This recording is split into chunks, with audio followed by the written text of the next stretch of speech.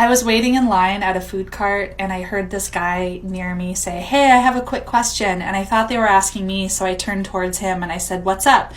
And he was talking on the phone. He was not talking to me. And he saw that I was talking to him and he was like, "What?" And I said, "Oh, I thought you were talking to me." And he's like, "I wasn't. I'm on the phone." And every day I think about how I'm just a living, breathing human on this planet, and these moments between birth and death are just total agony.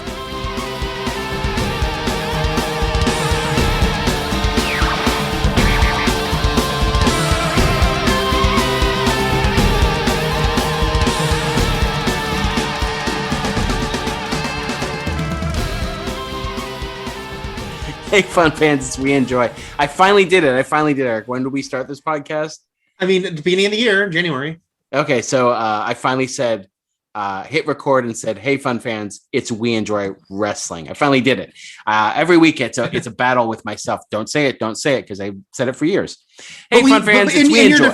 In your defense, we were just talking about wrestling mere seconds before we started recording. It's true. We were talking about wrestling. Then we both had a coughing fit. We're fine. And then I hit record and boom, wrestling came out of my mouth. Yeah. This is We Enjoy. We are the Mattitude Eric. Say hello, Eric Goldman. Hello. Wait, I'm messing this all up because usually I say, "I'm Matt Fowler." Say hello, Eric Goldman. Who are you? I don't know. I'm totally discombobulated here. Look, my stomach has been in knots all day because of the whole Bob Odenkirk thing. So we can breathe easy. It looks like better times lay ahead for him as far as recovery. He's awake and lucid. We don't know much more than that, except it was a heart-related incident. But last night I went to bed basically having the last thing I read entertainment-wise on Twitter is that he had collapsed while filming Better Call Saul in New Mexico, and there was no update. And, at some point when you're really looking for something, you keep refreshing, you keep checking, you realize I'm just going to have to go to bed and check in the morning because nothing is going to happen right now because it's late at night. And so then you just sit and twist with that anxiety, and it's kind of horrible. And then when no update was offered in the morning, that's really a bad sign. And I got some people tweeting at me saying like, "Well, no news is good news." I'm like, no news is not good news at all. No news. No. I was, the longer we went into the day. No, I wasn't like, I didn't think like, oh, he's secretly dead, because I don't think they could have kept that a secret. But I did think if they're not putting out any release, if Sony and AMC aren't saying anything, it's something really bad. And that was what I thought. It turned out to not be. I mean, it turns out whether it was a heart-related incident or just a heart attack, which it probably was a heart attack of some form, it sounds like he is recuperating, knock on wood. Well, close enough to it I have. He's, going to, heal, be better, which is obviously the best news. I saw someone tweet something that I bet is probably true, which is, you and I have talked about how TMZ are ghoulish and they're right.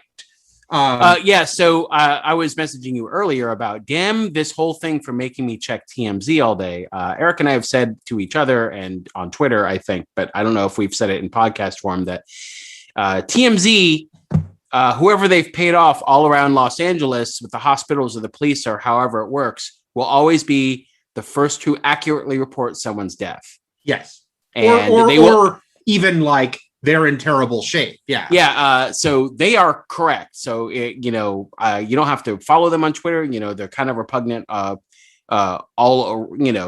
in general. But like, if you want some like up-to-date news on this type of thing, that's where you have to keep hitting the refresh button, is TMZ. And so that's what I had to do all day. And I felt horrible about it. But people were pointing out this happened in New Mexico because that's where Better Call Saul, like Breaking Bad, films.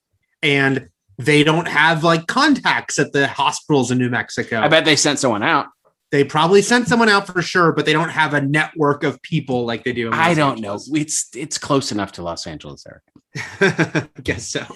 No. So, and of course, all of online, the entire World Wide Web was, fretting all day about this. One thing I assumed, because there was no announcement, I don't think anyone really thought he was dead. No. And that people were sitting on that. I thought he wasn't conscious. Like, I thought he was still out. Like, for everything we knew, he went to the hospital unconscious and that he didn't regain it. So he could have been in a coma. He could just still have been out. He could have been getting medical treatment, but he was not awake. Yeah, right. in a lucid state, and that's why they were waiting to announce this.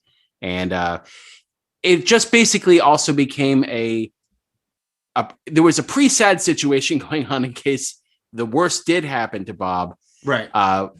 Fortunately it didn't, but also like this love fest of Bob Odenkirk, who you and I have both met, you and I have both talked to and interviewed, is just one of the most genuinely kind and gracious and really sweet people in this business, who is also immensely talented, which is such a which makes me really hate him, because he's great and he's great. So right.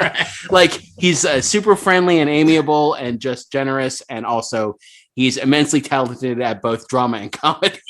Yes, the entire package. But it was true, like, it was one of those things where, it was like it brought together Twitter. Everyone just loves Bob Odenkirk, and that's great to see. It was also scary because we were all unified in fear. Yes. So glad he's okay. This sounds, there's no way to say this without sounding like snobby or like I was into the cool band first, but Matt and I have been fans of Bob Odenkirk since 1992 because we watched the Ben Stiller show on Fox as it aired. So I was like going back. One of my dog's names, right? No. Manson. Oh, that's right. One of my family dogs my family, not like growing up, but my family with my ex-wife and my kids was Manson. She's a huge fan of Marilyn Manson, but I was a huge fan of the Ben Stiller show Manson sketch where he played Charles Manson, literally in the form of Lassie. It's a takeoff on Lassie. He did a couple different forms. So I was going to tell you. He did one where it's like, answering the Ask phone. Manson. Yeah. So I was going to say, look up on YouTube, either Ben Stiller show Manson or Bob Odenkirk Manson, and find some good stuff from 1992. And then you had a story about him talking to you about Manson. Well, I interned in high school because I went to a snobby LA private school. So I got to intern with our friend Jonah Krakow on Larry Sanders' show just for a month. But I still know that's an amazing thing for high school students to do, because one of the producers, I think, was an alum of my school.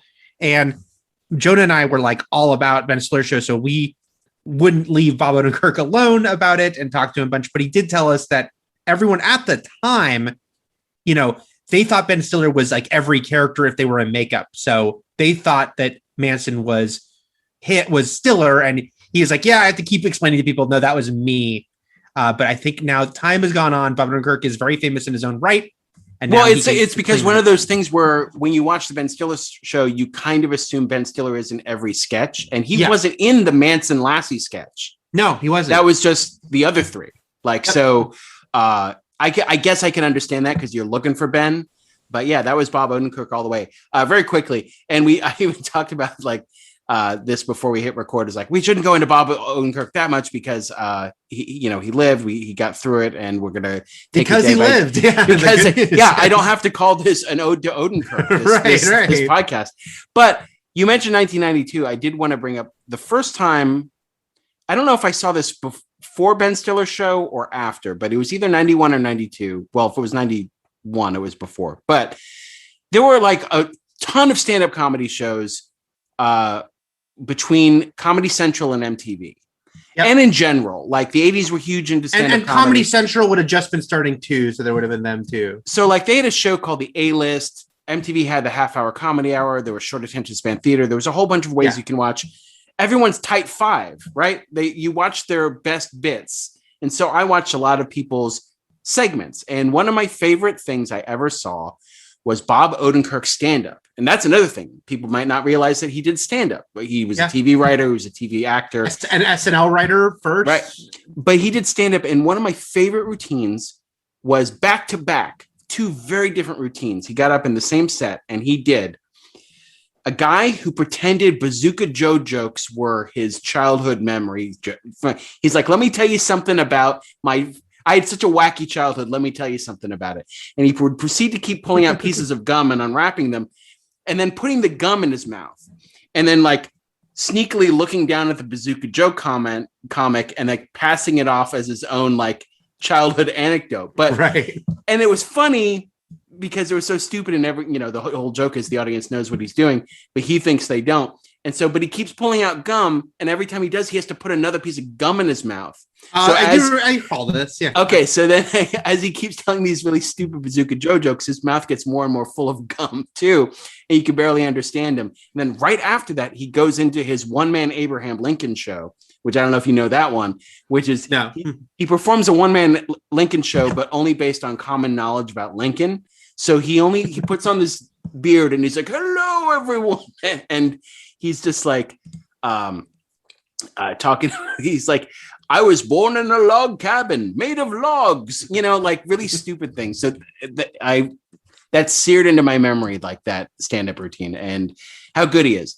But we can stop talking about Bob Odenkirk now. And just wish him well. And as much as we want to see that final season of Better Call Saul, take the time you need, Bob. I'm going to find those old clips online somewhere, because you can find just about everything, not quite everything. So hopefully they're there, and I'll put them on the We Enjoy Podcast Twitter account. You can also find Eric and myself on Twitter at the Matt Fowler and the Eric Goldman, over on Patreon at patreon.com/We Enjoy Podcast. For $2 a month, you can get a completely ad-free version of this podcast. And you can also write into us at weenjoypodcast@gmail.com. And I think that's about it for this week. Please subscribe to us wherever you want to listen to podcasts, and rate us if that platform allows you to, and give us a 5-star Frog Splash rating.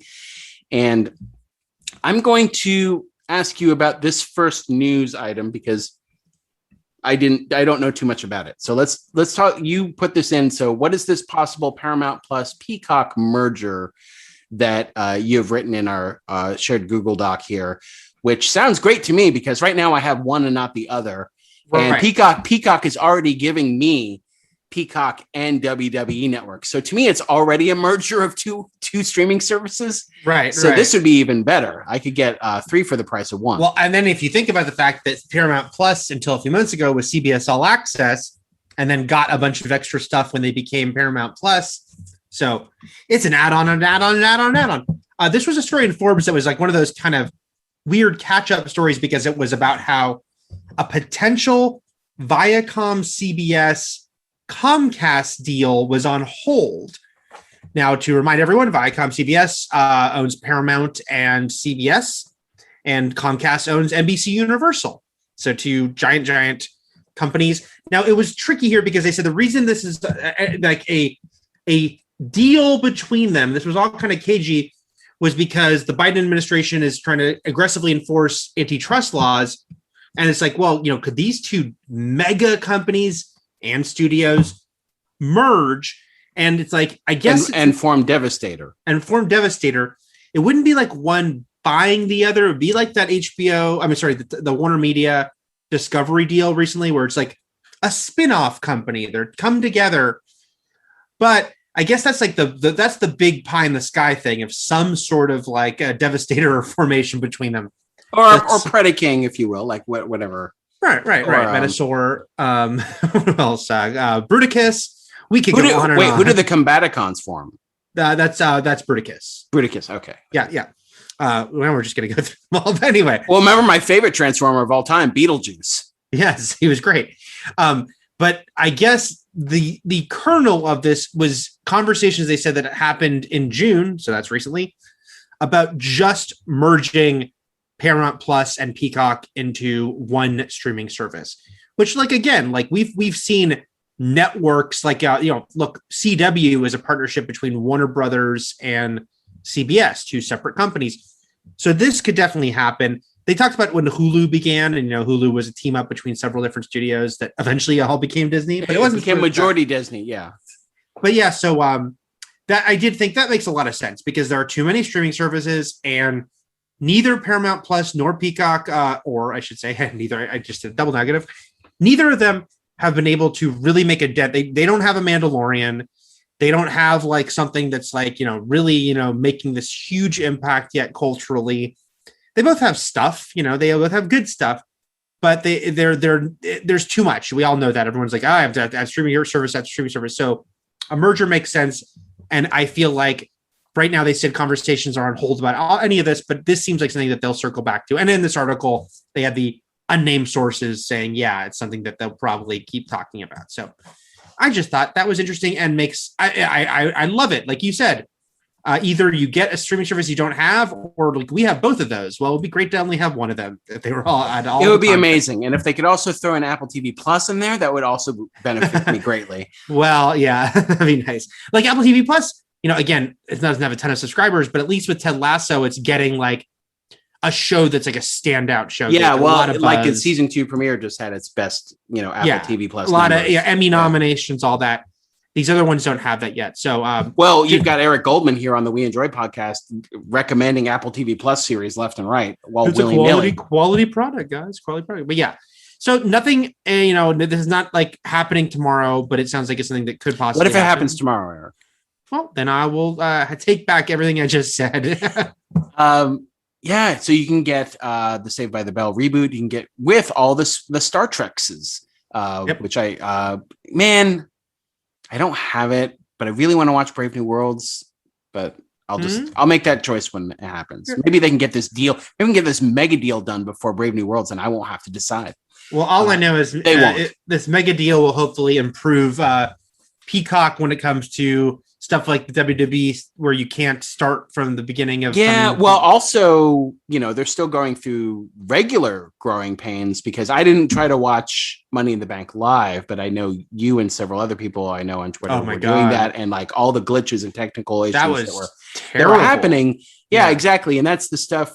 I remember when they first launched WWE Network on its own. I think there was only a one pay-per-view buffer between before WrestleMania. Yeah. And like it was a disaster, and everyone was like, holy shit, what's gonna happen when WrestleMania rolls around? I think it was fine. I don't know. You and I were there, so I think so. It didn't matter to us. It certainly was, and nothing egregious like happened with Money in the Bank. That was So hey, if they merge, hopefully things will get fixed. We'll see what happens.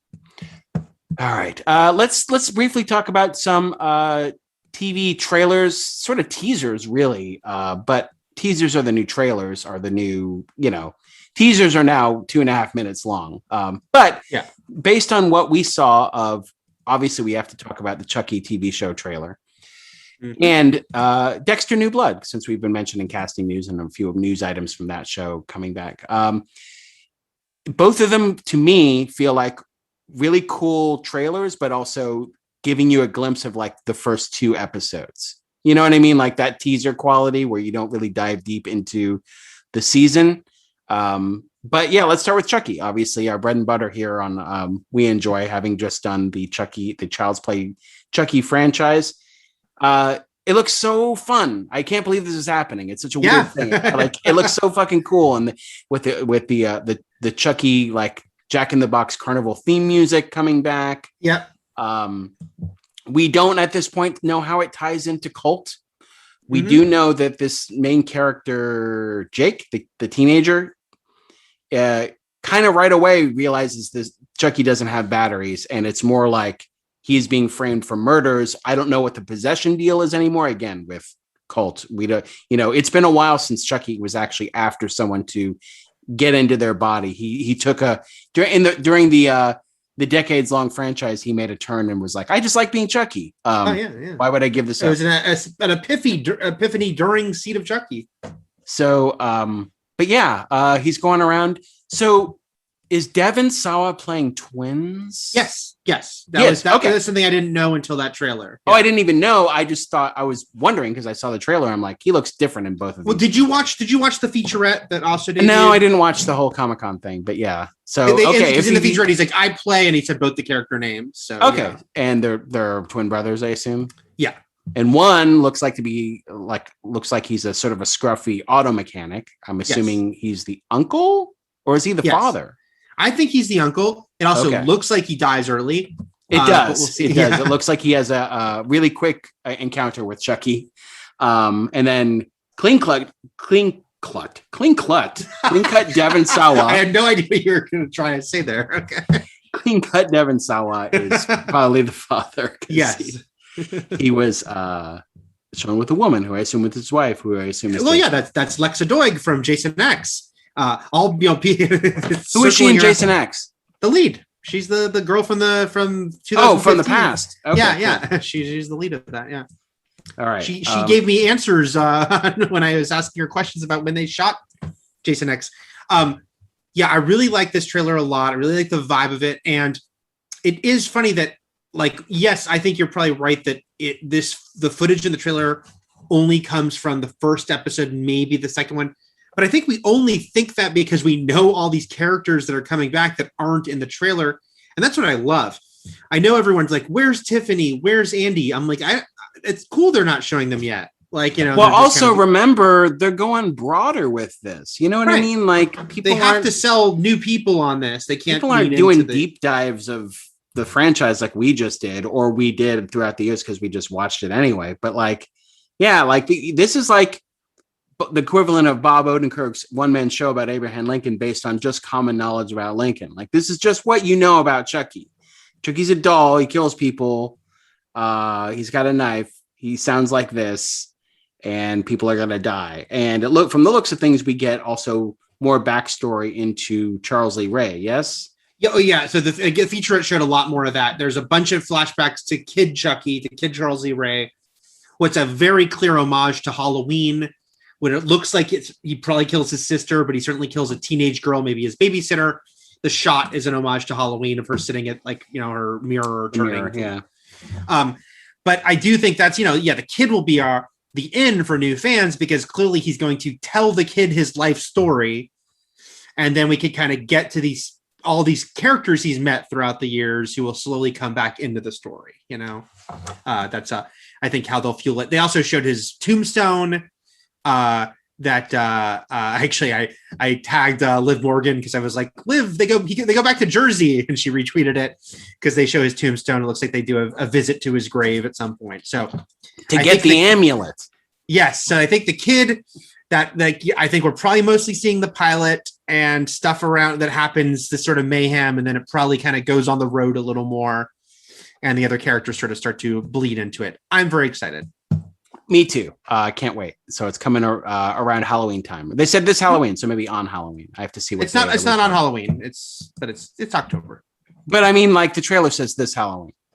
Yes. Yeah, it's like this Halloween coming. Chucky. I know. I'm just saying we know the date, and it's not Halloween. But it said this Halloween. Yes, it'll be in October. That's not Halloween. The whole month isn't Halloween, as much as I would like it to be. It's the season, October 12th. That is 2 weeks before Halloween. You're out.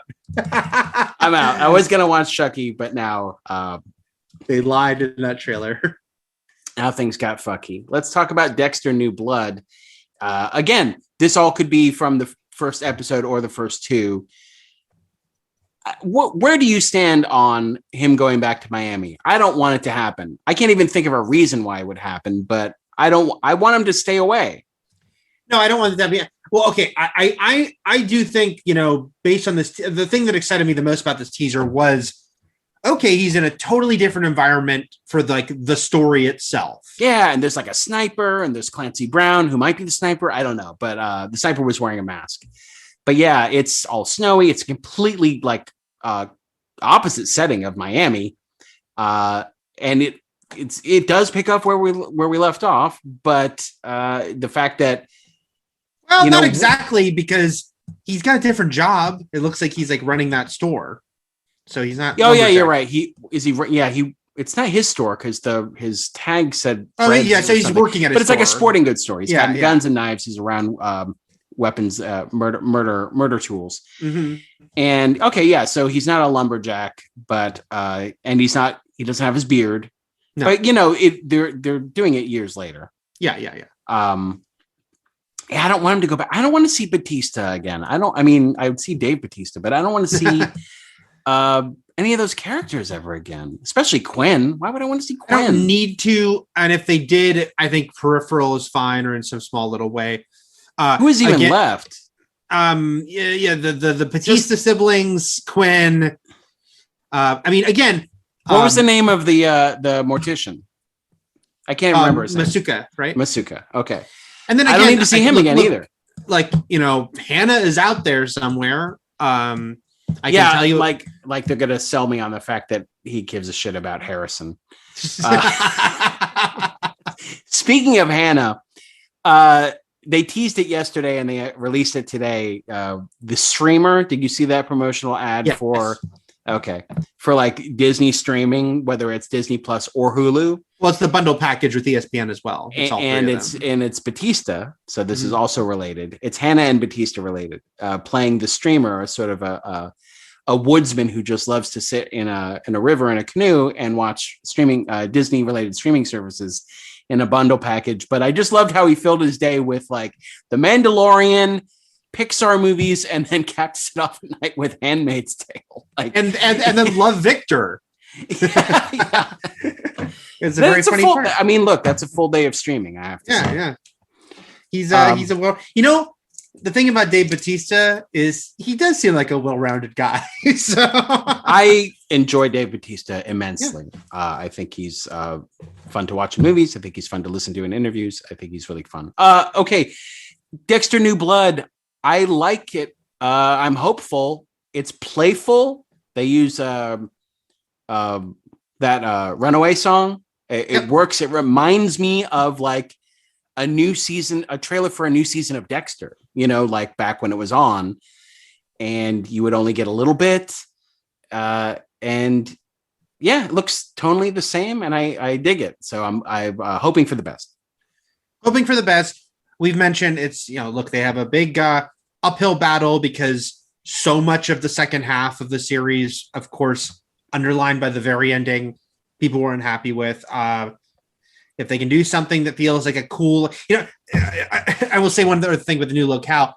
I was looking back recently on like some of our coverage of Dexter at IGN, and we talked about, Matt, and I don't know if you wrote this, I wrote this, or we said it in a video together, but we talked about early in Dexter, like especially in season 2 when they did a storyline they shouldn't have done as early as they did about like people were kind of like the hunt for, it should have been a penultimate or final season, but yeah, but we talked about, oh wow, like there's the possibility that he flees at the end of the season and the show totally changes locales.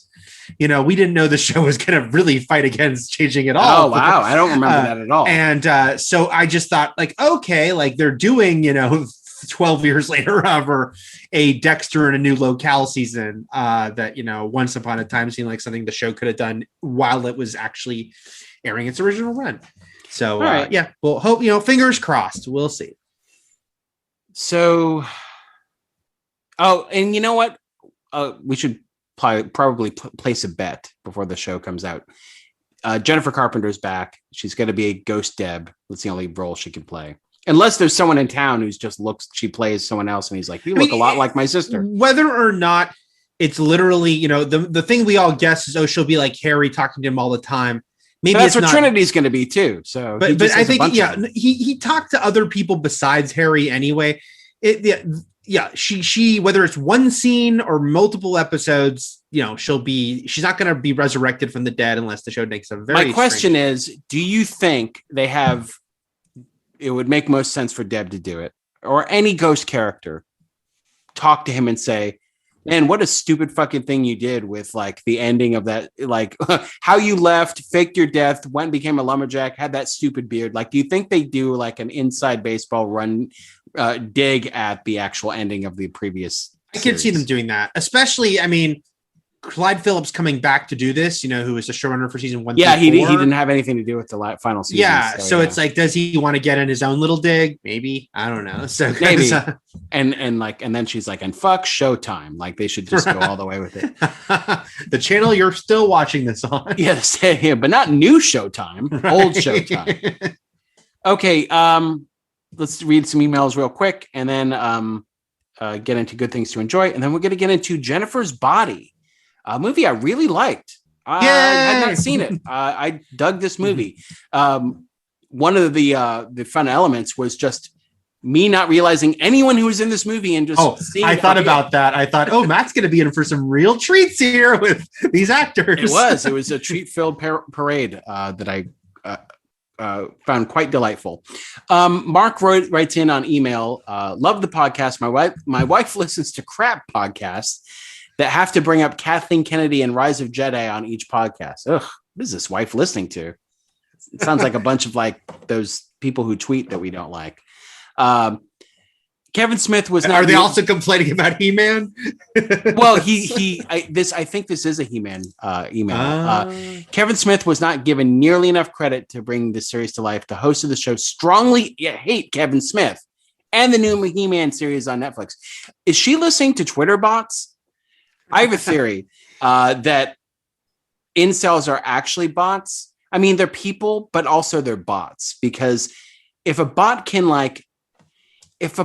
that's generated by a foreign country that's meant to sow discord on large and also micro levels, like whether it's like just arguing about fucking Star Wars and He-Man, if a bot can like replicate your opinion so accurately that you may as well have just tweeted it, right, like you're a bot. You're just regurgitating something that like so easily replicated. But that's how where we are with the society. I mean, I did a snarky tweet about people who are going crazy about like masks and say I'm not wearing a diaper, and they all say the same thing. Right. So it's like there's like a script. So whether they're literally a bot or I think so many of them are bots, if not all of them. Like I was getting. I put up my review for Masters of the Universe Revelation, a few days before it aired, and I was getting hate tweets or just like negative tweets from people who didn't follow me, who have like 20 followers and don't use their real name or photo, and they're a fucking bot. You know what I mean? Like, I don't, whether or not, the slight chance that they actually are a human being, they're a bot. And I'd never had that happen with a show before. Of course, I also don't write about Star Wars. I had to write about Last Jedi. But, right. But yeah, that was insane that these people could not have seen it. No. Like, there's no way they saw it, and they were doing it. Anyway, the email goes on. It does feel like a ploy to discredit hosts like Matt, who called it a great thing to us listeners should see. And those who gave it good scores, like Matt, and that they say they're in the pocket of Netflix and whoever else to give it a good score. Rotten Tomatoes audience score was 33%, while critics gave it a 94% average review. It's so infuriating. Thanks, Mark. At one point, Eric, you and I should set aside a little corner of a future episode to talk about what it is actually like to review things and all the things that these bots actually think happen that do not happen. I like how you use in the pocket of Netflix. An all-purpose for. I mean, because a lot of these are real people. Sad to say. No, are they though? Are they though? They should take a look at their lives and realize, they're not real people. Well, that's the thing. I didn't engage too much on the Master Universe thing. I just was like, this is. I just mute them. This is fucking crazy. There's no way. How can you be this angry about this? Even if you didn't like the show, why would you be this angry about it? Because they're not real.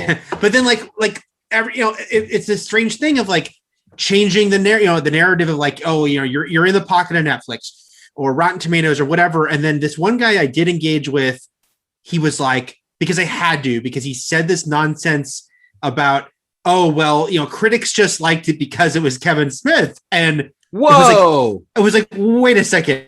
And someone else who was on the thread, I forget who it was, like someone else who I thought we mutual follows, was like, Kevin Smith doesn't get good reviews, man. And the guy's like, yeah, he does. And I replied, in what century? Like, because yes, Clerks and Chasing Amy got good reviews. It's been a while. Kevin Smith even literally tweeted that these are the best reviews he'd gotten since Clerks, his first movie. And then the guy's response was to change the narrative again and be like, well, they certainly overpraise his comic books. I'm like, okay, now you're making this huge shift to people writing about comics versus movie reviews. And also the comics you're talking about, which is like Green Arrow and stuff that he wrote that did get very good reviews, is still like 15 years old. Like, what has he done in the past decade that has gotten good, glowing reviews? Critics' darling, Kevin Smith. Tusk, fucking loved it. Red State. Critics were all over Red State. So it just was like this infuriating thing of like, you can't have liked this thing. There must be a reason you're paid off or you're it's just like, no, I just like the thing because I'm not like, I don't feel like that they have to carbon copy the cartoon that I watched a million episodes of as a kid.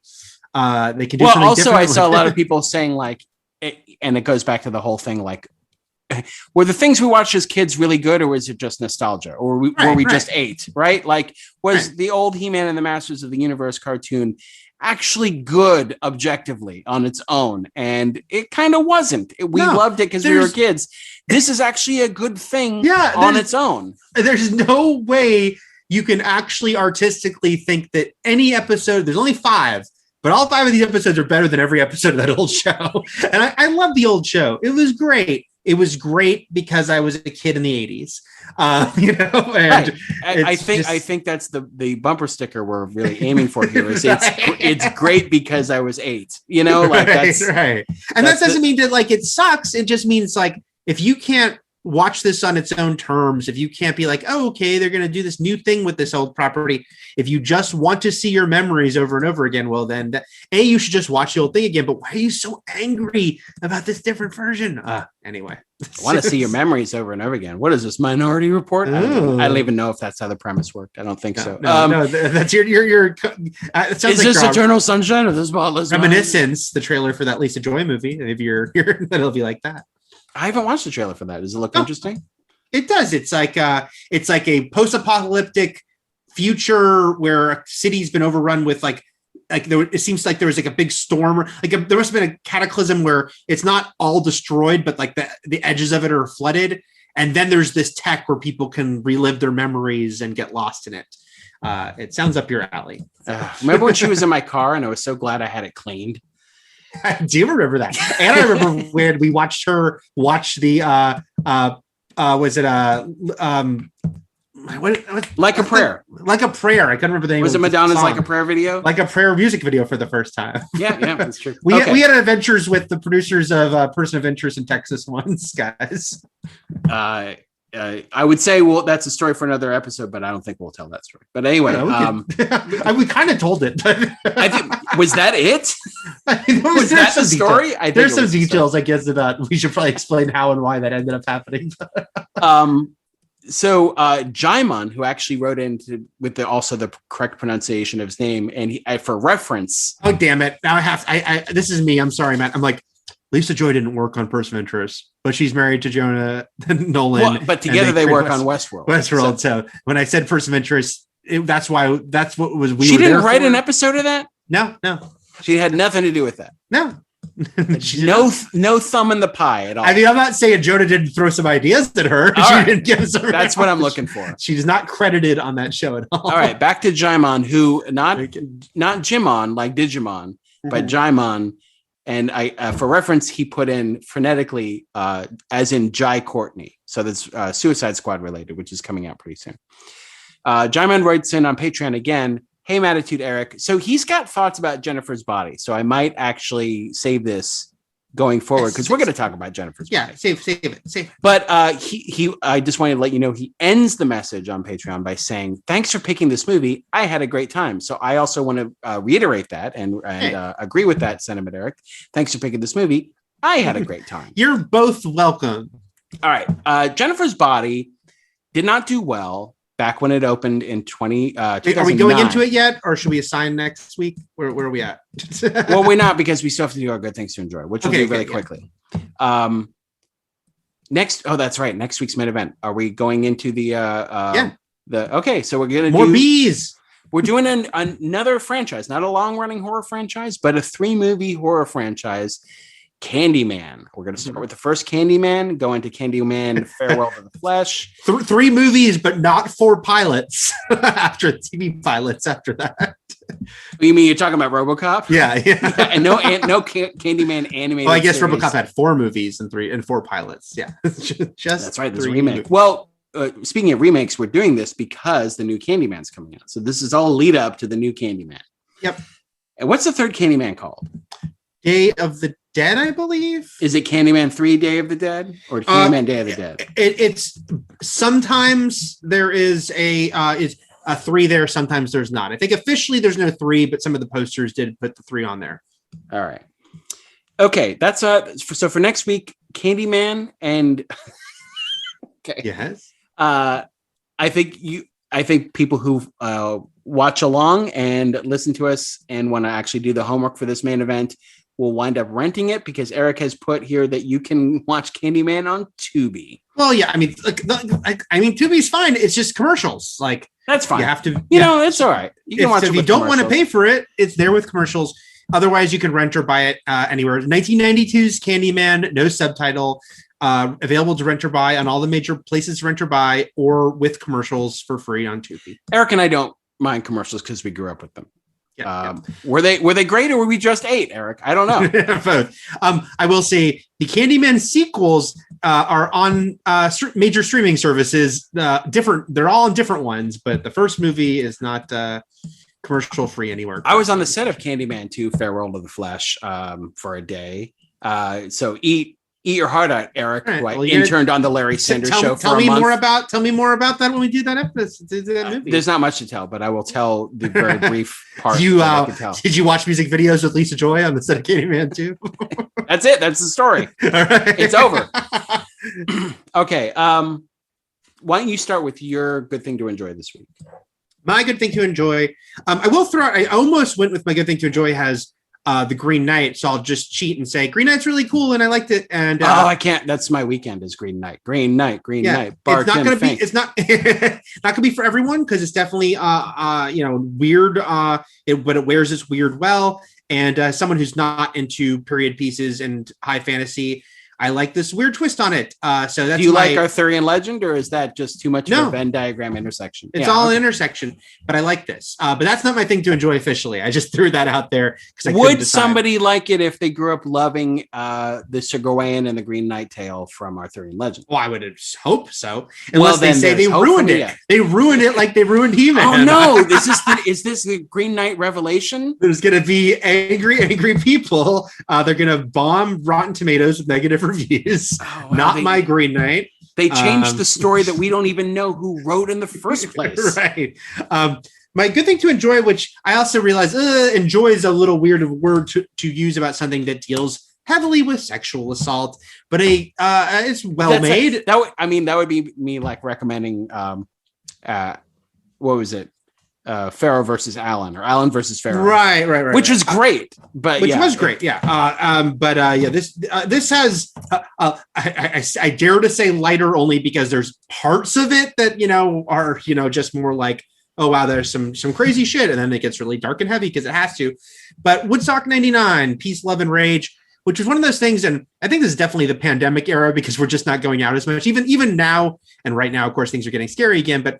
On a Saturday night, I just thought it was funny. On Saturday night last weekend, I watched this documentary, and so did it seem half my Twitter feed because we were all. Why did everyone watch it at the same time? I noticed that too. I know because it had been out for a couple days, but we all decided Saturday night that we're going to watch it.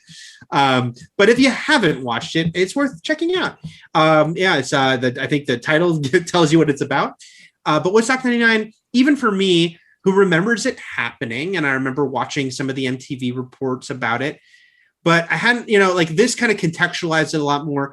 And the fact of this huge festival that was clearly, trying to recapture something quite literally using the name of something from the past that was both beloved and also looked back on with a lot of reverence, and how it all went horribly wrong and the millions of reasons it went horribly wrong. And the confluence of events that led to it being both a shit show and sometimes a quite literal shit show when you learn about the toilets and stuff. And then also just the audience and how ugly it got and what was it even happening culturally that would make these, sort of middle-class white kids be so freaking pissed off. And there's some talk about where that might have led us as a society today when you think about those pissed off kids who are now pissed off guys in their 40s. But it was all very about He-Man. Yeah. Some of them are mad about He-Man. Some of them are storming the Capitol, and some of them are doing it all. They're multitasking. Some of them aren't real; they're just bots. And some of them are just bots. Some of them transcended into the bot they were. Is it like that Johnny Depp movie?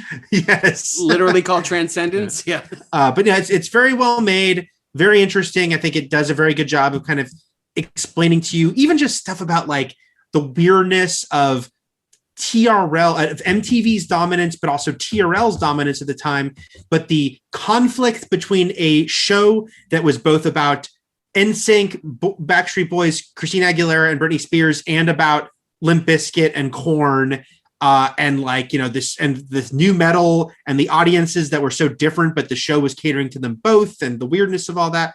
Lots of interesting stuff. And it reminded me that Woodstock 94 is a thing that happened and existed. So here's the thing, Eric, I'll just briefly tangent, is that Woodstock 94 went over fairly well. It was the great Nine Inch Nails performance. It had the Green Day Mud performance. Yeah, it's the one where it poured rain, everyone got covered in mud, but it ended up being a fun, let's all just throw mud at each other. Because it's all goofy and remember, fun. Woodstock 94 happened at the same time Lollapalooza was still big and good. Yes. Because the last, for several summers in a row, Eric and I went to Lollapaloozas in Los Angeles. And the last one we went to was 95? I think it was 96. 96. It was Hole and Sonic Youth and Cypress Yes, it was 96. And you could feel it losing what it had. Well, okay, so here's the thing. You could feel it losing its muster. You could feel it losing its sheen, its specialness. Hole was a few years removed from their apex. Sonic Youth was promoting an album. I love Sonic Youth, but they were promoting an album that was not like their best stuff. And that was mostly their set. I'm a lying liar lies. I think you're right. It was 95. It was 95. And then Cypress Hill was fine. The big issue I had with that Lollapalooza in general is that it was mostly a seated arena where you sat down and the volume was turned way down because it was now down in Irvine and you couldn't play too loud because of the residences around it. Before that, we were in parks and like literally Irwindale's Dam. Where you picture a festival show being. Yeah. Where it was super loud and you can hear, you know, at a festival situation, you really don't want to be able to hold on full conversations with people next to you when a band's playing. You want them to be loud. This was kind of like we could talk to each other and, oh yeah, there's a band on stage. Elastica's playing. Like, I love Elastica. There were great bands there, but it was on the decline at this point. But then that's what happened in 96, Eric, is then they're like, I think that was when they started actually bringing in the new metal and hard rock acts, like Metallica headlined. Yeah. And things started getting way more aggressive at Lollapalooza in a way that really sort of funneled and culminated in something like a Woodstock 99. Like that musical style, they were like, well, we can't get by with these sort of low blood sugar alternative acts like we used to. And look, past Lollapaloozas had Rage and Tool and like some really heavy acts mixed with hip hop, mixed with lighter alternative music too. But then they really made an effort after that Lollapalooza that we didn't really like to make it louder and harder. And yeah, like you were saying, like that music style is so different from the Woodstock in 94. Yes. And so it's interesting just to be reminded that Woodstock 94 happened and we forgot about it because it's easy in your mind to combine the events and be like, oh, the people covered in mud. That wasn't 99. That was 94. No, that was the people. That was the fires everywhere. Yeah, it was because it went fine. So unfortunately, it get forgotten because 99 went really bad. But yeah, very worthwhile documentary.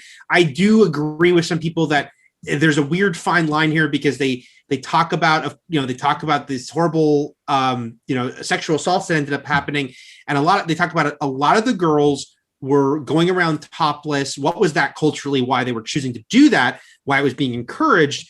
And I see people say it feels like the director of the documentary, maybe he showed more footage than he needed to of these topless girls. He's well established, but then maybe it's a little too much to the point. You're like, you could have probably pulled back on this a little bit. Like all of a sudden it was just like a scene in an 80s movie that's just all titties. Yeah, pretty much. Although they're showing like Dave Matthews and people commenting about like, wow, look at all, there's a lot of titties here. But yeah, so it's just really, there's a lot of very interesting stuff. The bands, I drink too much. Seeing these moments with these bands and kind of what were, Dave Matthews. Yes. What were the sort of big inciting moments, but how you can't just blame the bands. There was a lot of other things. And one of the promoters seems like a piece of shit. And the strangeness, Matt, of having Alanis Morissette lead into Limp Bizkit, Metallica, and Rage Against the Machine. But anyway, check it out. I mean, that's ironic. Yeah. Yes. Right? Very. Don't you think? Hey, you know who else asked us to think, Eric? You know who else asked us to think? Fred Durst. He's got that song. Just think about it. Remember that song? Yeah, kinda. Take a look around.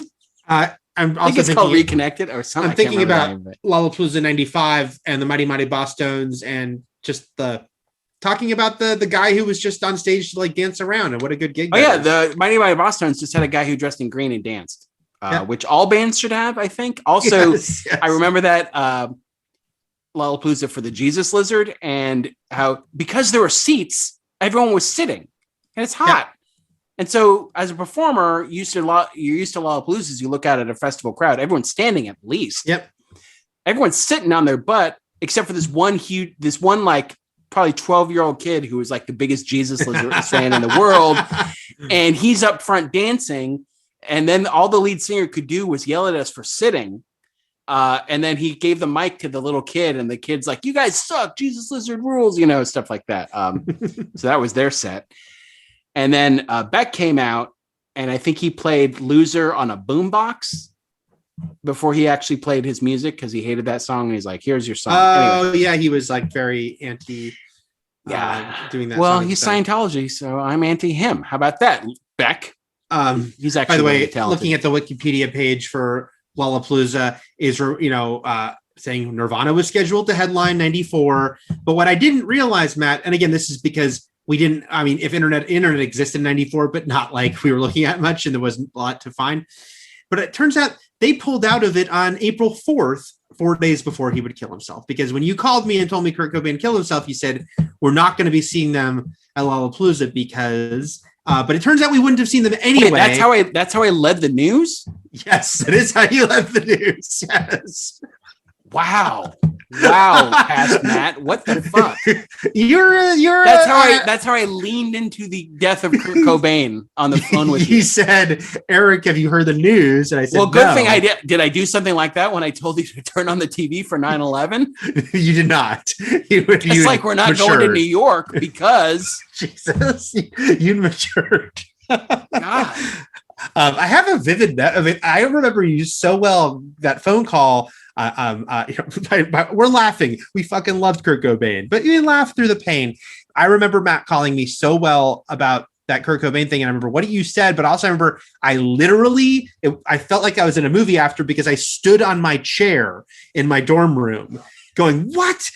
And my friends were there and we're like, what? Like, what are you being told? I hope that you were free them the exact way I told you. No, I didn't. Guess who we're not seeing at Lollapalooza? No, I just screamed it out and they screamed what? And it was a big moment. What the fuck was wrong with me? That's how I break news. All right.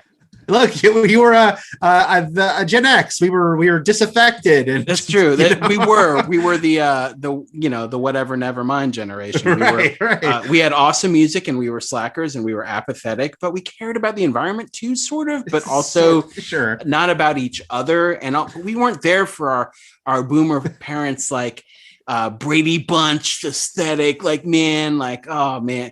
I mean, Stephen Dorff said it best when he said Scarlett Johansson shouldn't be in Black Widow, but he also said, so fucking what, Well, you're going to like a hard, hairy pump up the volume monologue right Another now. Voice of our generation. That's right. Happy Harry Hart-on. I don't know if you saw this update to a recent story that Stephen Dorff, he pulled back a little because he decided he'd like to work again. Yeah, he apologized for going so hard on ScarJo and Black Widow because he wants to be in the new Blade. That's why they asked him in that interview because he said, "Hey, his old buddies from True Detective starring in it," but they asked him if he'd be in it. He goes, "I don't think so," but I'm like, "Well, if they asked you to, you'd want to." He would. Right? But also, by the way, Mahershala Ali and Stephen Dorff were excellent in season 3 and one day I'll watch it. True Detective because they have to play, they do a time jump in the first season. So you see like younger versions of McConaughey and Harrelson. This one, they do a time jump, but you see them old, like they are elderly men. Okay. And the makeup is actually pretty good. Like you always worry about that. I don't know why I'm laughing because I'm thinking about like Jackass, like the grandpa, bad grandpa. Well, so the makeup's really good, and then they go and they do these pranks in public places. Right. That's they why walk into a store. That's when True Detective finally found its voice, when they started like pretending like they fell or something horrible happened to them or they got hit by a giant hand. So no, they did really good old men. Like, it's acting. You're acting elderly, but they were really good. Stephen Dorff, really good. Man, I don't even want to really go into my good thing to enjoy because we've talked a lot and we need to get to Jennifer's Body. Maybe I skip it, or maybe I just say it really quickly. Quickly. I often want to recommend a horror film or sort of a scary, intense film, and I don't know if that's just the way I lean when I'm looking for good things to enjoy. And then I'm always in my head like, save it for Halloween time. But then I realize I can't save everything for fucking Halloween time because we're only going to have like... first of all, you get pissed if people call October 12th Halloween. Well, by the way, we have a small window here. We will treat all of October like it's Halloween time on this podcast, but it is not good for the Chucky TV series to do so. But I just sort of lean that way. So this is a movie that... And again, I don't even know why I'm telling people this because I don't even know how to describe this movie. It's called It Comes at Night. I really liked it, and it's on Netflix. Moving on, let's talk about Jennifer's Body. All right, I'm intrigued and excited. Like, what is it? Why does it come at night? Like, all these questions, will they be even answered in the movie? Actually, they don't, I don't think. So It Comes at Night is a really small film, and it's a perfect film to recommend during a pandemic because it's all about a future that's been ravaged by disease. And it follows, it's got Joel Edgerton in it, and the only other... who's in the Green name? Yes, Joel Edgerton, who actually writes and produces and directs movies too. He did not write or direct this movie. This was written and directed by Edward Schultz, but it stars Joel Edgerton and Riley Coe. Is that how you say her last name? I never tried to say her name, but Elvis's granddaughter, Riley Coe. Yep. She's in a bunch of cool things. She's in actually a lot of she's excellent in Zola. Yes, and she's great in The Lodge and whatever that Jeremy Saulnier movie on Netflix that name escapes me where they might be wolves. I can't remember. Anyway, she is in a lot of these low budget sort of creep fests and she's really good at it. Zola is not a low budget creep fest, but it's another A24 movie. This was an A24 movie, as is Green Knight. So this is a film about a family who has basically been surviving this pandemic in the woods. They have a house in the woods. They're secluded. And it's kind of like, it's not a zombie movie, but it's really a movie about like, you can't trust strangers. Someone might be sick. Like you don't want to get near anyone because like you don't want to bring this disease into your house. Mm-hmm. So it's about trusting people and paranoia. And it basically, Edgerton is sort of the father of this family who has an extremely regimented, safe and secure house. And he has to sort of make this decision about whether or not to let in another couple and their kid. And he's got a wife and a son, and the son's grandfather just passed. But like, so it's like, do they do something good for someone else? And does it, like, what sort of danger are they actually putting themselves in? And it's sort of this dreamscape, slow burn, just wonderfully nightmarish sort of, I don't want to call it a thriller because it's slow. It's A24, it takes. It sounds like a very A24 movie. Yes, it does, doesn't it? Yes. But I thought it was excellent. It's a Netflix movie. It's not a Netflix movie, but it's on Netflix and you can watch it. I really don't know how much to say more than that because there's no like monsters. There's no anything else. It's just, a lot of human decisions and a lot of loss and grief and pain and fear and distrust. Again, very A24, like you said. So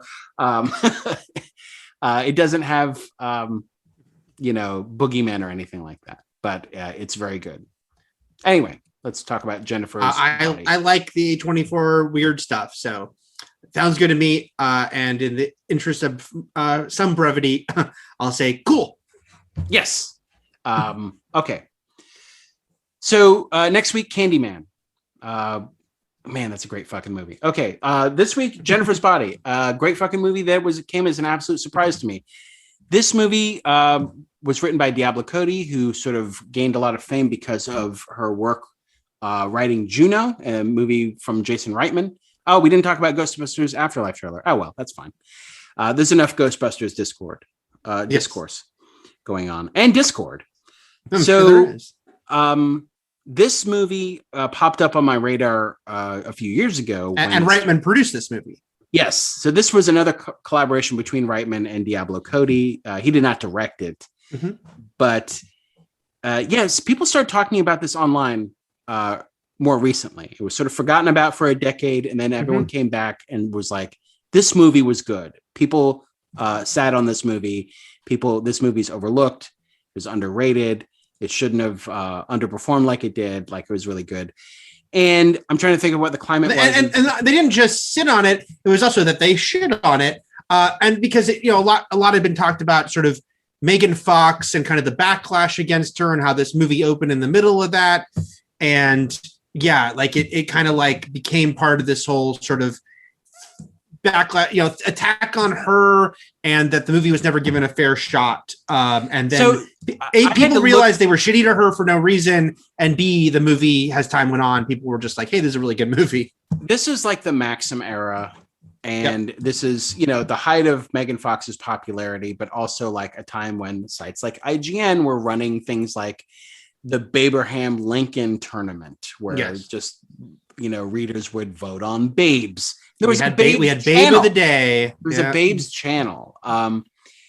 And it's all very gross and unsettling. And, I can, in the same way I look back at the way I used to deliver tragic news, like, past Matt, what the fuck were you thinking? The same could be said about a lot of the culture in the aughts. But I had to look at my own relationship with Megan Fox as like what I had seen her in. I only saw her in the Transformers movies, the two she was in, the two Ninja Turtles movies, and then her stint on New Girl. Like, I didn't really see much of Megan Fox. I liked her on New Girl. I thought it was fine. This is the best thing I ever saw her in. This is her best thing. Jennifer's Body. And I think she says it's her favorite thing. Yeah. Yeah, this was really good. And it's quirky and funny, and the dialogue's a little winky and knowing in a Kevin Smith kind of way. But also a Diablo Cody way. Yeah, but I'm saying like that was Diablo Cody's thing too. Like that's the way she wrote, to the point where like there's just like weird fun lines that have no bearing on anything that I love. Like when Needy offers her ferrets some bologna. Like all of a sudden there's a ferret and she's cooking bologna. Or when the boyfriend's little sister calls him penis cheese. Like, what is that? It was great, is what it was. Right. There's a little bit of self-awareness because she uses the term salty, but then they have Chip call it out. Like, call out the fact that she's using like this word that's like just a nonsense word for something. Like she is actually making up her own fetch type lines. Yeah. But so there's a Heather's quality to this movie. There's a but I'm a cheerleader quality to this movie. There's satire going on here. There's high school satire, which also I think lends itself to what you just said. That meta winky knowingness of like the dialogue, as far as like even what the characters say. And speaking of Hole at the Lollapalooza that we were disappointed at. The title is named after a Hole song off of their big hit album "Live Through This." So it's not the whole song they use, but it is. They play their big hit at the end, Dull Parts. But yeah, like that wasn't Dull Parts. No, it was I want take anything, take everything. Yeah, I forget the name of the song. The name of the song is not. Violet, right? I believe so. Yeah, that sounds right. Yeah, because it's not in the chorus. Okay. Yeah, you look it up. So my relationship with this, we talked last week about the fact that we were going to do a few movies where I'd seen it, but Eric hadn't seen it. He'd seen it, but I hadn't seen it. I hadn't seen this movie. I didn't even know Amanda Seyfried was in this. Seyfried? Holy shit. Wait, you didn't know she was in it? No, I didn't know anyone was in this. I just knew Megan Fox. So I literally didn't know like the lead. I figured you knew just the two of them, and then I didn't even know the lead. Okay, because Amanda Seyfried is the lead of this movie. She's the lead of the movie. Jennifer is sort of the co-lead, if not even secondary, like character antagonist. And then as it went on, I was just like, oh shit, famous people of the time who had even at the time done bigger things, and they were just in this movie. Like, the first one, well, Chris Pratt, this is pre-fame. Chris Pratt showing up was a huge surprise. He's not in it very long, but then Adam Brody, very funny, sort of supporting role in this, like that goes over really well. I liked it a lot. Brian Linder, please stop bugging me about the OC. I'm bringing up Adam Brody, but but the OC is great. Okay, here's my question: is the OC great, or is just season 1 great? No, the OC is, I think, in its totality great. Even though season 1 and 4 are the two best, it is a show that I think I will go against everything I normally say and say I think it helped that I watched it, binging it, because the things that are annoying in season 2, but especially 3, where people are like, why are they doing this story for so long? I was done with that story in a couple of days. Well, that's the exact same thing I had going through the middle seasons of Lost, because I had to play catch up when I got a job at IGN, and everyone was complaining about like, oh, they spent too long here. I'm like, I was just like a few hours for me. Exactly. But it was funny because, so I knew, and I loved Adam Brody on the OC, and I think he's really great and hysterical in Jennifer's Body.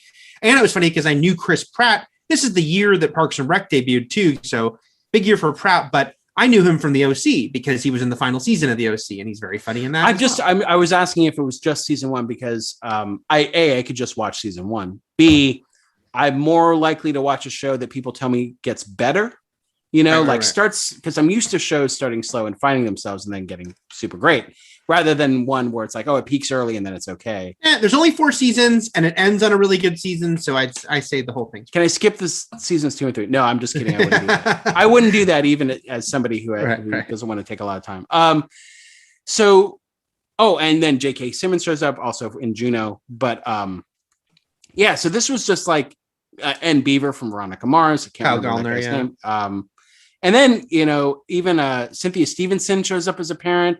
Amy Sedaris. Also Bill Fagerbakke, who we would know, Eric, as Dauber from Coach, but also everyone would know as the voice of Patrick Star and SpongeBob. Shows up very briefly. He doesn't even have a line. He's just a mourning father. So, now here's the my little twist, Matt. I decided I was going to watch for the first time the director's cut. But I made sure to look up what's different because I know this. I like this movie a lot, and I've seen it several times, but I haven't seen it a million times. So there's one huge sequence I knew was not in the theatrical cut, which Eric, I can't believe you and I watched 2 different movies for this. How could you do this to me? There is a long funeral scene for Kyle Gallner, Beaver from Veronica Mars's character, that was not in the theatrical cut. But Bill, how do you say his last name? Faber? I think it's Fagerbakke. That's why I say it. Fagerbake. Okay. He has, it's only like 1 or 2 lines, but he has a big moment, basically vowing to kill whoever has killed his child. That is, in the theatrical cut, he's just an extra. You just see him, but he had a moment. Maybe it's Fagerbake. I don't know, because it's Bakke. Maybe it's Fagerbukake. I can't tell. I can't believe you watched an extended edition of this movie, and I watched the plebbed version. Okay. This movie, there's elements of this movie where it's not quite Promising Young Woman. It's sort of, it's known as sort of, it's been hailed more recent years as sort of a forgotten feminist classic, but it's like Heathers, but like the people she's killing aren't the worst. No.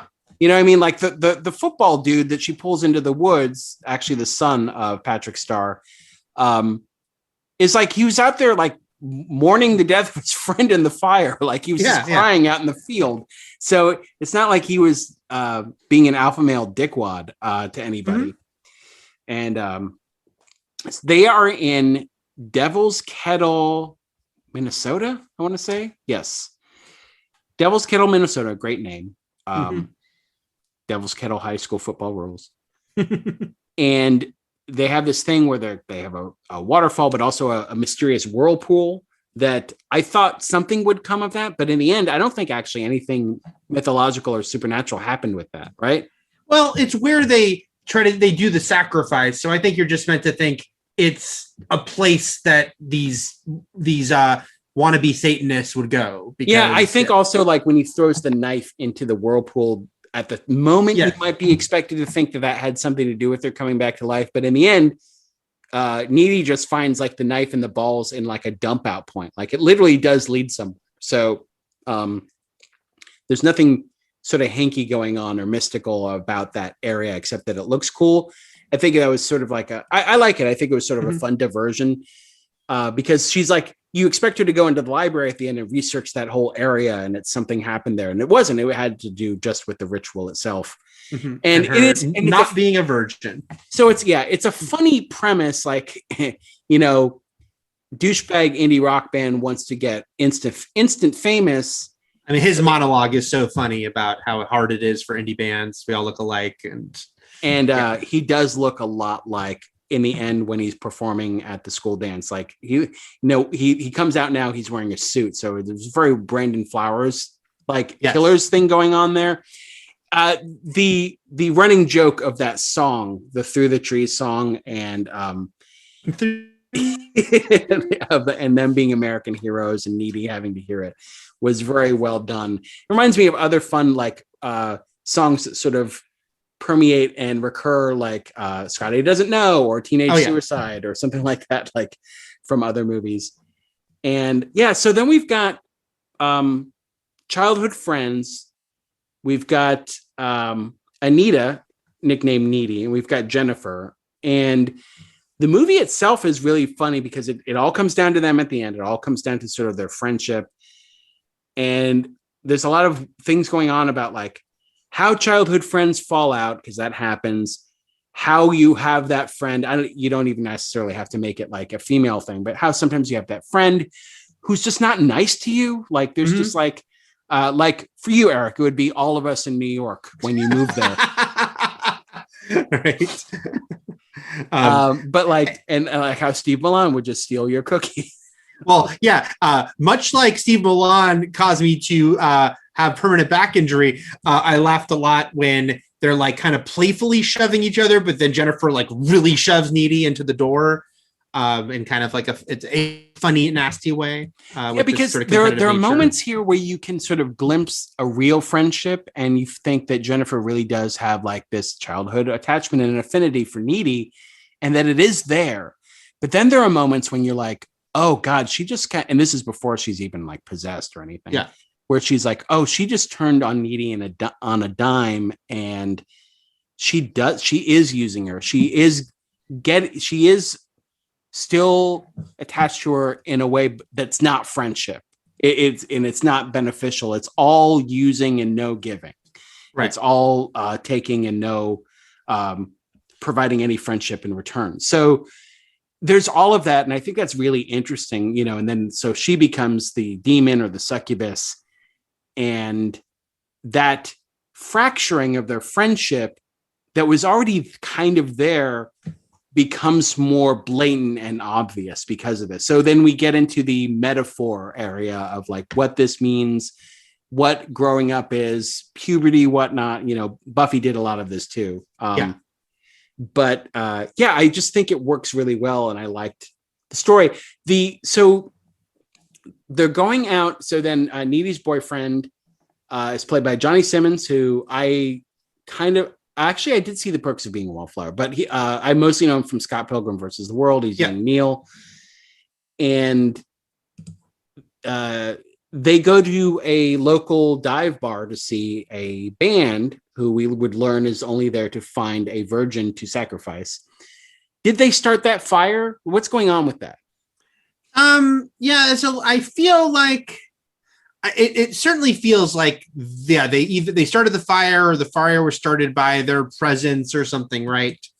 That it's like, you know, there's this sort of, because Jennifer is becoming sort of entranced. Then he gives her a drink after, because it does seem like she's hypnotized, right? Yeah. So I think the fire is a side effect of whatever witchy stuff these guys are doing. I do like the fact that because there's like very of the era music soundtrack for this. There's Jennifer has a Fall Out Boy poster that Pete Wentz and Joel Madden from Good Charlotte were actually considered for the Adam Brody character like an actual pop star, which would have been also fun if they were good enough actors to pull it off. So yeah, it's actually a very scary, all of this is played for dark comedy and it really works, but there's a scary situation happening here where Needy is watching her friend being taken away by, these presumed at the time date rapists in a van. Yeah, and it's the very ominous shot of like the van door closing because the trancing part is like she was drugged, like so you could like just read that into it as far as like she was slipped something. So yeah, and we should mention this movie is directed by Karen Kusama. I don't know if I'm saying her name right, who has gone on to direct Destroyer and was the Invitation, which I keep meaning to see, which I hear is great. I remember when I first saw this movie, I liked this movie and I thought, I just remember being like, why is this movie getting hated on? This is actually a very funny movie. But when I rewatched it a few years later, that's when I really came to appreciate it and actually felt it was better directed than I first gave it credit for. Because first time I saw it, I was like, this is a funny movie. I don't know if like the direction's that great. And the second time I was like, no, this direction is very good. Yeah. I mean, I don't have the benefit of having seen it over time, just yesterday actually. But I thought it looked great. I thought it looked great, moved well. I don't think there was any... And also it just doing what you're talking about, which is like, it's a dark comedy, but there are certainly, some undercurrents there that are, touching upon some pretty really dark stuff. And I think it does that well, like kind of. We I don't even think we need to apologize anymore for leaping all over the place because that's just what we do. But like we skipped over the beginning, or I did anyway, of like we had an in media res beginning where we a double in media res, which is funny. Yeah. And so, but even like that, the imprisoned Needy stuff, it felt kind of comic booky in a way, like the bright colors, almost like we're watching a Harley Quinn inside of a prison about to join Suicide Squad. Like, right. Like, and that kick that she gives to the woman is like a super soldier kick. Like, so things are heightened from the get-go, and we understand that going, then when we go into the story, we're ready for that type of stuff to happen. That sort of, with the volume turned up to 11 type stuff. So we've got, the band's called Low Shoulder, which is funny. I also enjoyed Johnny Simmons' throwaway line about Phil Collins about how he's seminal, only because seminal relates to actually the word semen, and because we were so hilarious. we were so hilarious as children. My friends and I used to call Phil Collins filled condoms because it's very funny. Yeah, it's clever, right? Like it's really good. Yes. Okay. So Jennifer is weird because she's like nice, but also super harsh at the same time. So you're always trying to sort of get a read on her. And that only gets exacerbated when she becomes a succubus, obviously. Then we've got a sort of a horror beat after she disappears in the van. Needy goes back home. At this point, look, eventually the authorities and the fire department start going through the wreckage and stuff like that. But like, it is weird that like no one calls the cops. She just sort of runs home. I get that she's also traumatized and worried about her friend. So I can forgive like that part where like she's not like Johnny on the spot with like talking about the fire that she just survived. But then so we've got the first big mystery element where Jennifer shows up in Needy's house after the club fire. She has survived. Everyone else except for the band, we think, has died. And she's covered in blood. Literally does look like she ate somebody, or because she's got bloody teeth and blood coming out of her mouth. So we're wondering what's going on. Then we're wondering even more when she vomits up black stuff, like not blood or anything like that, but just sort of the supernatural black stuff. Right away, we've got a demon movie. We know sort of what's going on, but Needy doesn't know what's happening. And it's not helped by the fact that next day at school, Jennifer pretends like nothing happens and or doesn't remember it, or is pretending not to remember it. So and kudos also to Megan Fox at this moment in her career where she was like, just being simultaneously put on a pedestal as like the hottest woman in the world, and also being sort of torn down for that. That she clearly, and I know she's into like horror and dark shit anyway in real life, she was did not care, was totally cool with the fact that the first time we meet her in this movie is when she's got like her teeth look kind of like nasty, but then later on she's got just like the bile and like all that shit. Like I think I felt like you could get the vibe that she definitely enjoyed getting to do all the nasty stuff in this movie. It's weird because you're looking at the era and like what the image of Megan Fox was, and the idea that her friend needed to be a plain Jane, right? For this movie to work, when the running joke in all of Hollywood is this, like, especially with, take a movie like She's All That, where it's like the gorgeous girl is somehow just like flies under the radar because she wears glasses. Right. So even I feel like this movie was even playing with that trope a little, because Amanda Seyfried is beautiful. It was, and she's obviously beautiful, and also, while she is self-described dork, and I don't think we're ever not supposed to understand she's beautiful, because the character, I mean, not just Amanda Seyfried, because they talk about the fact that I can't look hot. Jennifer, she's claimed that like she's the hot one, and so I have to dress a certain way. But she has a boyfriend. She's having sex. She's right, not so like she's doing fine. Like if that's obviously standard high school goals, but like then within that is also their relationship, right? So it's like Jennifer just wants someone, literally another body next to her that she can feel better than in a certain regard. Then we've got, so let's see what's up next. By the way, I was totally, not only was I thrown by J.K. Simmons, not only was I thrown by J.K. Simmons' wig, but I was thrown by J.K. Simmons' hook. Sure. And he's got like some burns on his neck. Like there's a whole story there that like we're not privy to. Especially since like we just came from a scene featuring a huge fire. So you start wondering, like, is this a normal happenstance in this town? Like every 40 years is a giant like club fire that takes a bunch of people out. So what's the next step? So then very quickly Jennifer moves on to her next victim, because we've got the fire, and then she eats the football player like really fast, because it's a 1-2 punch for the town of the fire and the murder. And so that's the first scene where we sort of we more understand what's happening. Like she did eat somebody. This is what she does. She can make her mouth go like this. And somehow the movie gets more and more sort of like macabre and gory, because she's the guy, she's parts of him, leaves his body, then the deer is eating from him, which is it's weird because visual. Like how they treat you talking about her being a Disney princess, but like literally she's got Cinderella animals waiting all around her, like sort of like the birds are going to make her a dress and dress her, and she's got all the woodland creatures like at her beck and call. I don't necessarily understand that. I'm fine with it though. That's never explained, like why all the animals come out. Like, do they know that she's going to kill someone? Does she have an actual supernatural attraction? Oh, by the way, also we assume that Needy can psychically feel what's going on with Jennifer, because she just got turned into a demon and there's a lot of supernatural shit going on, but also like the blood sucking from their kid when they were kids.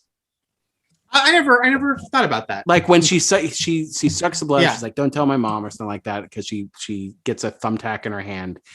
That's the only thing I could think of as to why like she has this, now that Jennifer is more than and has become like some beyond type creature, that she has this, like she could feel what she's feeling at the time.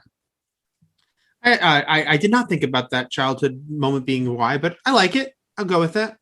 I was trying to, because those stand out too, those flashbacks, those dream sequences or flashbacks or what have you, because there's not too many of them.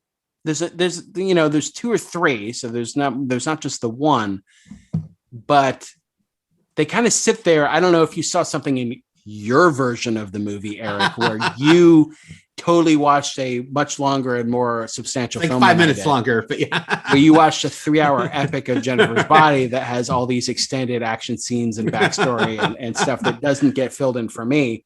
That's why I was hoping you knew the question to the blood question. Okay. So, Yeah. So, okay, I don't. Was there anything else there? Because even Amy Sedaris as Needy's mom was like, I had a dream about you, that they were nailing you to a tree. And I was like, is that a dream thing too? No. Yeah, I just thought it's the movie, the connection between Jennifer and Needy, and like and I look, I've heard Diablo Cody and Megan Fox and Karen Kusama all talk about this, and like they can put obviously a perspective we can't, Matt, but like the perspective of like, friendships between girls growing up and the strange dynamics it can take.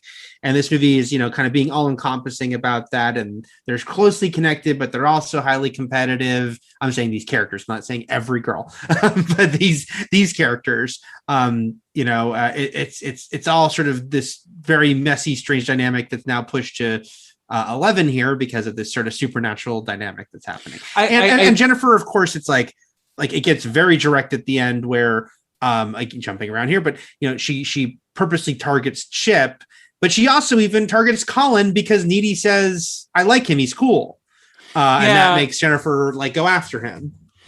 Yeah, she just wants to make sure that it's interesting because it's such a hyper focus on Jennifer and Needy in a good way. And I mean that in a good way, because we assume Jennifer's supposed to be popular, right? But is she? Well, Needy has that line about you're not relevant anymore. She's kind of faux popular, because she doesn't have any friends. Right. It's not like she hangs out with the mean girls, right? Or like the popular kids in school.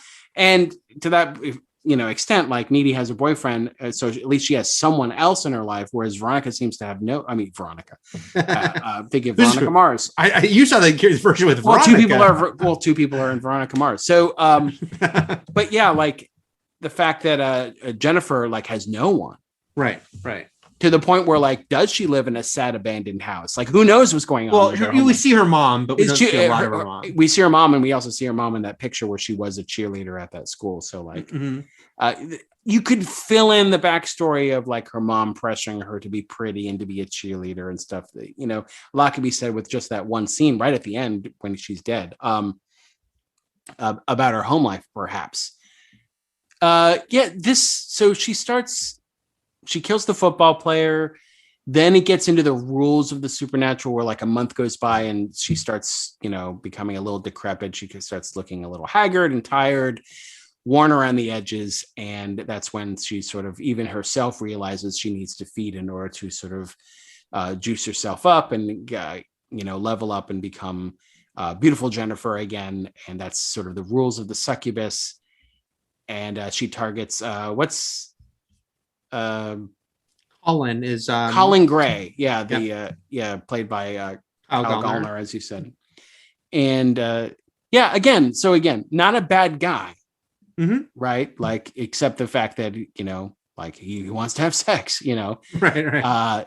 And that she said, "Hey, come have sex with me." So that's sort of the relationship that they had. That was the agreement. That was in the contract, in the deal. And then she eats him. We get a little more insight into the rules because she's and then she's almost a little Pennywise-y, where she's she needs the fear, the hopelessness. She wants him frightened, and that's sort of juxtaposed with a funny sex scene between Needy and her boyfriend.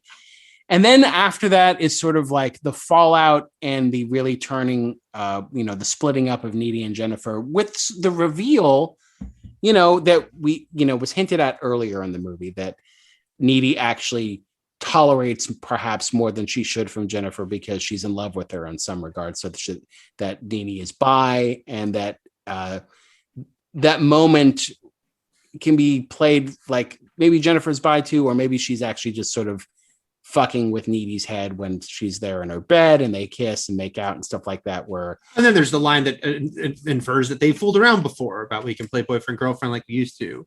That's true. That's true. Because that was another thing where so I saw this movie twice 2 years ago. It was the 10th anniversary, and I went to two different screenings of it. One was to the New Beverly. It was a double feature with Near Dark. But then I went to another screening that Megan Fox spoke at afterwards, which was really interesting and good. And then I highly recommend, if you like this movie, there's a great Entertainment Tonight did Megan Fox and Diablo Cody just sat together, no interviewer. It's just the two of them for like 35 minutes, sitting and talking 10 years after the movie about it, and kind of like what it was, how it was viewed then, how it's viewed now. But between that and Karen Kusama talking about it's all very interesting. And they're talking about the girls kissing and how even that it's like when the movie came out, it's like there was so much dismissive either there was just people like, yeah, they kiss, or there was like, oh, and they throw in this bullshit, two girls kissing just because they want to like get boys horny, when it's a female writer and a female director, and that's not why it's not there. And it was there to be part of this complication of their relationship. And that, yeah, Needy, and I think they talk about like Needy probably is in love with Jennifer a little bit. And that Jennifer is manipulating her, although she also feels a closeness to her too. It's all complicated. Yes. I do believe earlier in this podcast when we started talking about this movie, I said people sat on this movie. I meant people slept on this movie. That came through, right? You don't sit on a movie. Can you imagine sitting on a movie? That means you don't release it. Anyway, I feel retroactively guilty for sleeping on this, not sitting on it, for sleeping on it, because I want to see Megan Fox in more things now. Yeah, I want to see more of what she can do. Like this was really good. Like I've seen Amanda Seyfried. I just saw her in Mank. Remember Mank, right. Eric? Oh yeah. And she didn't she get an Oscar nomination for Mank? Did she? I don't know. Everyone gets Oscar nominations now. She was good in it, so she should have. But yeah, Amanda Seyfried has had a great career, and she's great. So Mank is not my good thing to enjoy. I'm just saying that. Although I really like Mank. I think Eric and I actually talked about how we had to get ourselves up for Mank on this, like to psych ourselves and get our heads right to watch Mank, because the Mank discourse. Also, it's called Mank, which is just a lot to get past. Yeah, even Jennifer's Body. I know it's a song, but the title, I felt like led people to think that this was a different movie tonally than it was. Oh yeah, and certainly the marketing, and that's something where like they've all three of Megan Fox, not Amanda Seyfried, but Megan Fox, Karen Kusama, and Diablo Cody have really called out the marketing, which was all about Megan Fox is hot. Like there wasn't really much to the marketing. And again, that's the other thing is it's called Jennifer's Body, right? So it's like the title itself. Maybe they could have called it something different. I don't know, but like the title. But of course, the title. But of course, they would argue like that's kind of the point. How do you tell people beforehand that a title is satirical? Right. No, you can't. Like you can't do it. Okay. Then we've got the real schism and the split between Needy and Jennifer. I'm not going to say Veronica. And it all sort of culminates. Some time passes. She does her research. She finds out she's a demon. Her boyfriend doesn't believe her. And we also get the direct flashback to yes. And you mentioned like the great speech and the moment that Adam Brody has. He's really good in that scene. They all start singing. I don't think it's called 8675309, but it's Jenny. Yeah, Jenny. That they're singing that song. It's really good. Funny moment. And then we've got the school dance where I'll tell you this, because Low Shoulder shows up to play.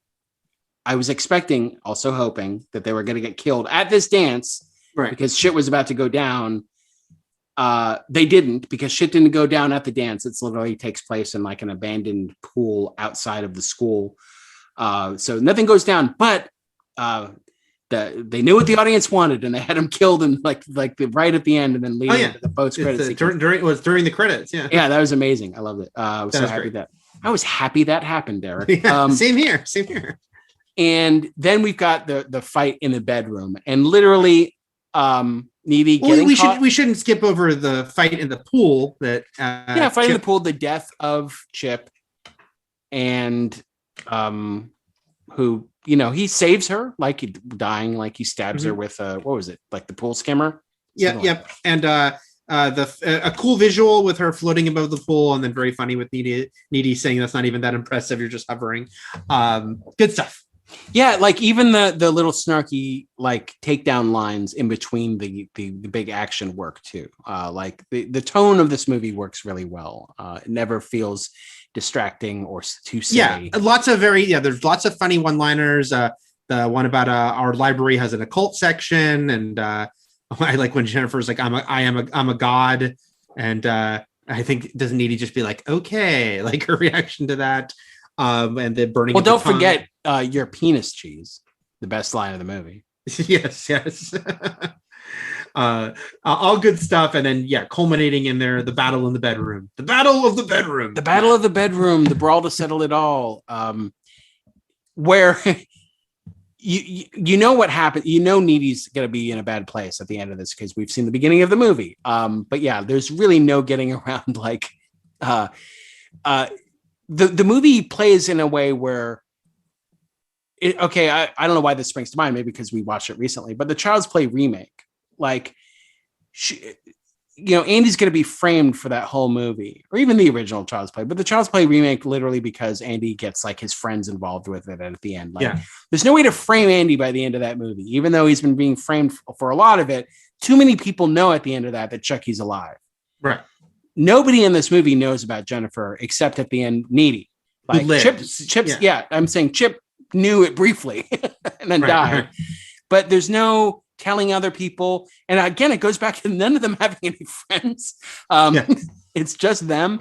So it does come down. It really does like boil everything down to them because no one even else knows Jennifer's secret except Needy. So when she kills her, there's really nothing she can say that's going to save her from getting arrested and sent to jail. It's to prison. Also, a great visual.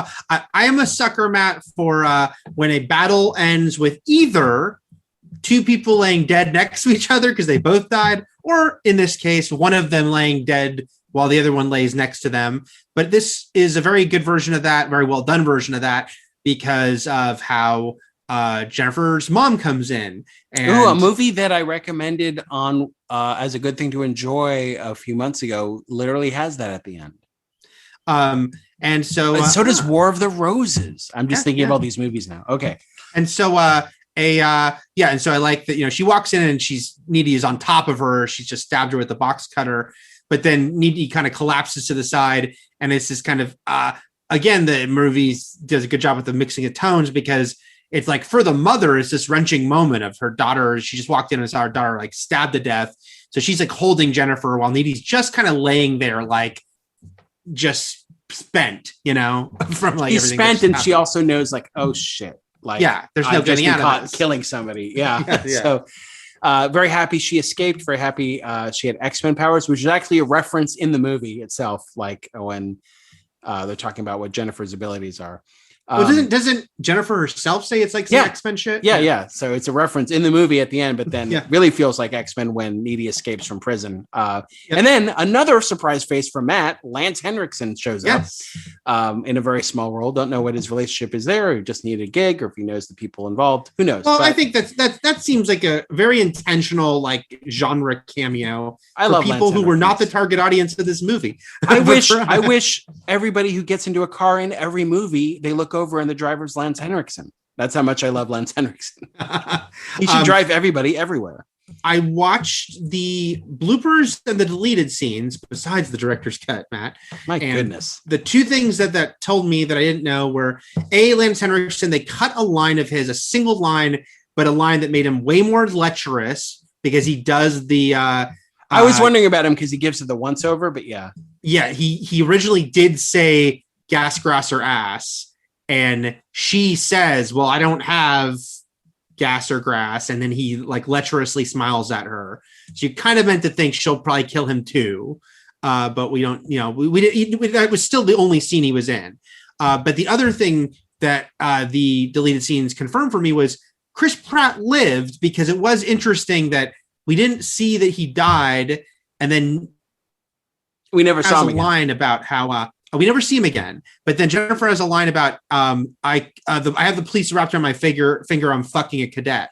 Yeah, that's true because it's not like I was fucking a cadet who recently burned to death. And so that's true. In the deleted scenes, there was a long after Chip is killed. There was more before. Like now, instead of cutting to like the Needy going to her Jennifer's bedroom, Needy goes back to the dance and walks in, and it looks like she's going to confront the band then, but then I think she collapses. But then you see Chris Pratt find Chip. Like he's like got a flashlight and he's in uniform. and he finds Chip's body at the pool. It it seemed to me like that made me think that Chris Pratt must have been in other scenes as well that aren't included in the deleted scenes. Well, but yes, next week you can watch Candyman, and I'll watch Lord of the Rings: Fellowship of the Ring extended edition. How about that? Sounds good. With the commentary. Yes, with every commentary track running at once. Okay. I'm glad the internet was right, in their sort of recent resurgence of this movie and bringing it back up into sort of popular view. I liked it a lot. I was one who probably thought it was a stinker, I remember that movie didn't do well, and it probably didn't deserve to, Eric. But it did. It deserved to do a lot better than it did. And I'm very happy it's getting this new appreciation. Like I said, I liked it when I saw it, but then I didn't see it for years. And when I went to the New Beverly and saw it again, I was like, holy shit, this is great. And that's why I went to see it again a few weeks later with Megan Fox speaking after. And it kind of solidified for me, and it plays really well now. I think because the audiences who go see it now are so clued in on what they're getting into and get the satire, it all sort of clicks together.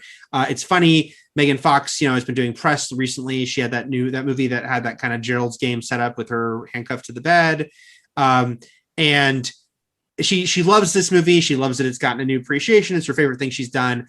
And inevitably, it's funny that people ask her about could there ever be a sequel? And she's all about it. And I was like, it's funny. This movie is now owned by Disney. I mentioned that last week because it was a Fox movie. And I was like, this feels like I tweeted this out recently and I was joking, but not. I'm like, this feels like an FX on Hulu series. If they ever do a continuation with Disney properties, is FX on Hulu presents Jennifer's Body, the sequel series. Eric, Devs. Yes. Well, FX on Hulu is actually showing American Horror Stories right now. Yep.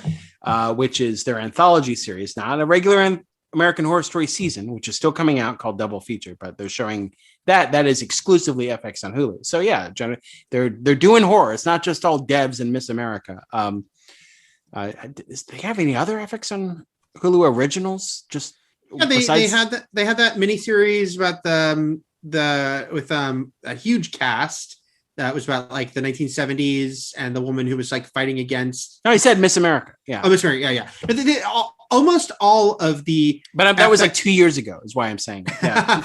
But yes, Why the Last Man is going to be FX on Hulu. Okay, so that's coming out. Okay. Almost everything new that is FX on Hulu instead.